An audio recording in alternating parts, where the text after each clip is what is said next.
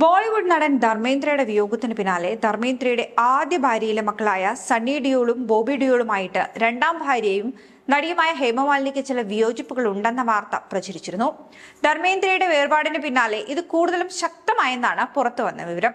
ബോളിവുഡിലെ ചില ആളുകളും ഈ ഒരു അഭ്യൂഹങ്ങളോട് പ്രതികരിച്ച് രംഗത്ത് വരാൻ തുടങ്ങിയതോടുകൂടി ചർച്ചകൾക്ക് കൂടുതൽ ചൂടുപിടിച്ചു. ഹേമമാലിനി സംഘടിപ്പിച്ച പ്രാർത്ഥനാ ചടങ്ങുകളിലൊന്നും തന്നെ ധർമ്മേന്ദ്രയുടെ ആദ്യ ഭാര്യയായ പ്രകാശ് കൗറോ ഇവരുടെ മക്കളോ പങ്കെടുത്തില്ല. ഡൽഹിയിൽ രാഷ്ട്രീയ രംഗത്തെ സഹപ്രവർത്തകർക്കായും മധുരയിൽ ധർമ്മേന്ദ്ര ഏറെ ഇഷ്ടപ്പെടുന്ന ജനങ്ങൾക്കുമായിട്ടാണ് അനുസ്മരണ ചടങ്ങ് നടത്തിയതെന്നാണ് ഇതേക്കുറിച്ച് ഹേമമാലിനി പറയുന്നത്.